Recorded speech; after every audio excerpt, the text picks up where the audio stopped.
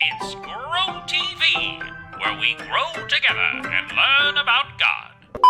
Hey friends, and welcome to Grow TV. I just got back from a cruise, like on a cruise ship, and it was incredible. Like really incredible. The kind of things that you just have to share. So spread out before me are all the ways I plan to share my journey with my family and friends that weren't there with me. Want to see? The Cruising Chronicles with Stacy. First, I got this map. This map shows all of the places that I traveled on my cruise. That way, the people I'm sharing it with will be able to see exactly where I traveled. Pretty cool, huh? Next, I took a Polaroid camera with me so I can catch candid pics of me and my fellow travelers in all the cool places we went, doing all the cool things we did. There we are by the pool. Oh, that was so relaxing. There we are eating pancakes at breakfast, so good. And there we are petting stingrays, so much fun. Last, I brought a journal so I could record every story from every day. I even highlighted with different colors the stories that I thought would be fun to share with different people. So this one is for you. That's the story about how I almost missed the boat leaving on one of our stops. I had to run so fast that I thought I was gonna pass out, and it made me regret eating that last pancake at breakfast. Almost. Hey Stacy, how was your cruise? And wait a minute, what's all this stuff? It was incredible. This stuff is all that I need to share my story of my cruise with others. Oh wow, this is so cool. Looks like you have a lot to share. Yep, I've got my map. Okay. I've got pictures. Oh, those are cool. And I've got my travel journal. Wow, you're really prepared to share your story of your trip. You bet. Want to hear about the time I ate too many pancakes? Not right now. You know, you being prepared to share your story reminds me of how God prepares us to share the good news about Jesus. How so? Well, in Ephesians 6:10-20, Paul, the writer of this letter, talks about something called the armor of God. Do you know what an armor is? Yeah, of course, like what medieval knights wore and stuff. Yeah, it's what we wear to protect ourselves from getting hurt, like wearing a helmet before riding our bikes or wearing a life jacket on a boat. Got a picture of that. Want to see? Well, maybe later. You see, back in Paul's day, soldiers wore armor when they went into battle. So using an armor was a good example of the way to help his friends understand what he was talking about. Paul wants his friends to be ready for anything when they get to tell others about Jesus. In Ephesians 6:10-11, it says, "Finally, be strong in the Lord and mighty in his power. Put on the full armor of God so that you can take stand against the devil's schemes." So what does this armor of God look like? We talking like helmets with little wings and stuff that make you fly? No, they aren't real pieces of armor. They're figurative, metaphorical.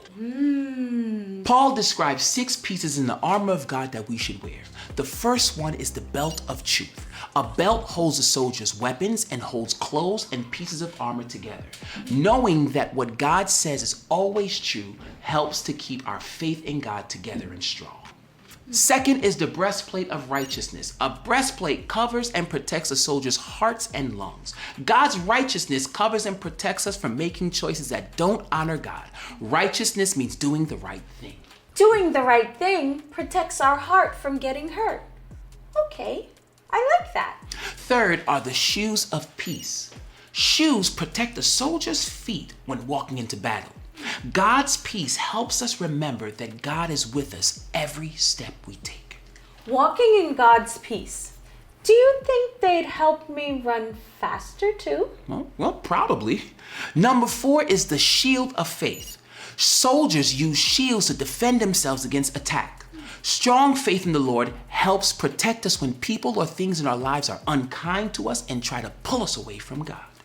Faith as strong as a shield. Yes. The 5th piece of armor is the helmet of salvation. A helmet protects a soldier's head. When we have the helmet of salvation, it helps us remember that God always chooses to love us.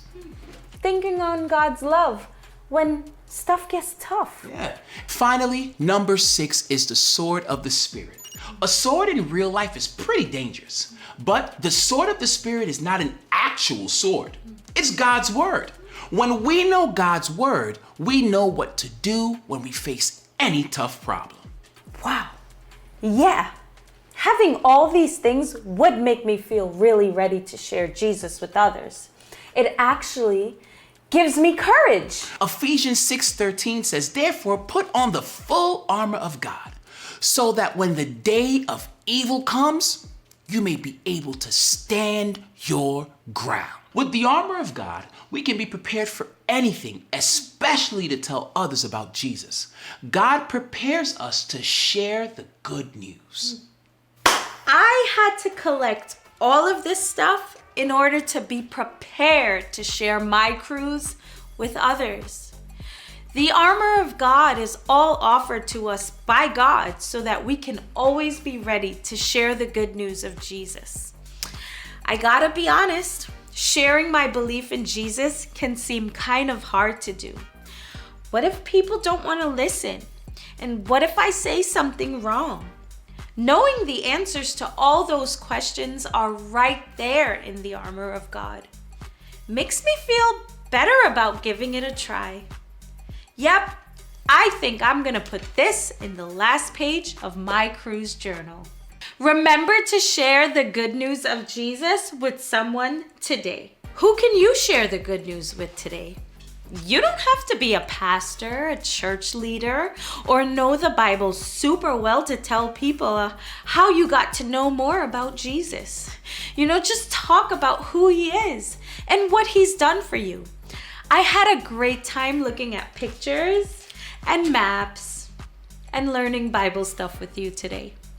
It's always fun to learn and grow together. See you next time. Bye.